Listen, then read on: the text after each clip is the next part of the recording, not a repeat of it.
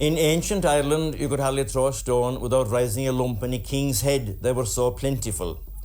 And when St. Patrick came to convert the Irish, his idea was to baptize the king, and the rank and file would follow.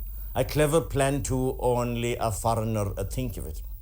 It was at the building of the Tower of Babel that the argument arose as to who was the king of the tradesmen, and for peace sake the foreman went around and he asked the stonemason, who made your tools? And he said it was the smith. And he went to the carpenter and he said, who made your tools? And he said it was the smith. And then he went to the smith and he said, who made your tools? And the smith said, I made them myself. Well, that settles it, says the foreman. You are the king of the tradesmen. And no word of a lie, but the smith was an important man in the old communities. In some places, when they killed a cow for the tub, wouldn't the head go to the smith to make soup? What am I talking about, using the man pull teeth? Oh, indeed, and there was a cure in the water he cooled his iron. I forget now what was the cure for. And I don't know, was it to be taken, not to be applied. If it was a cure for forgetfulness, I could do with a sup of it myself. Well, when it came to converting the tradesmen, St. Patrick, knowing his history, made straight for the forge. It was a very warm day and the smithy was pouring perspiration. He was making cranians for thinning sides, but he gave St. Patrick a hearing, for St. Patrick's first words were, come on, and I'll stand to you.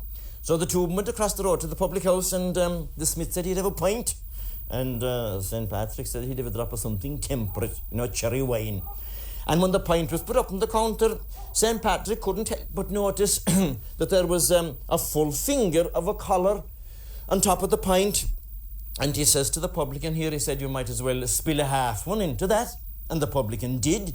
And then when it came to paying for the drink, St. Patrick put on the counter the price of the pint and the cherry wine. And the publican said, here, he said, what about the price of my half of whiskey? And St. Patrick says to him, if the pint was full, it wouldn't go into it. St. Patrick was good enough for him. And turning to the smith, he said, is this the usual caper here, not filling the pints? Oh, that's right, says the smith. No one coming in here is getting his right measure. So St. Patrick spoke to the publican and told him, good and stiff, that there was no profit in not filling the pint. He said, you're only fattening the devil. The publican laughed at that, didn't believe a word of it, of course, a pure pagan. So, all right, so says St. Patrick, open the door of that caboose there under the stairs. He did. And out walked the devil, and he's shaking with mate. Oh, a gloss on his hide. And the publican says, he said, put him away now, he said, from me, and I'll mend my ways. We'll see to it that you will, says St. Patrick, for I'm calling around here again. I'm going off down the country for a month. On his way back, St. Patrick called to the forge, and the smith had all the tradesmen rounded up for him. Oh, and a contrary bunch there were too. Well, it's tushke duck nashgil, St. Patrick said, and before he splashed the holy water on him, he brought him all across to the public house for a drink.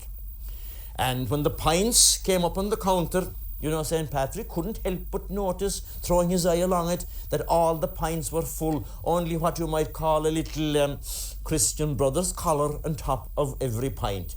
And turning to the smith, he said, is this regular? Oh, yes, says the smith. He said, ever since your visit, there's a change in Parliament here. And what's more, the publican is doing the trade of the place.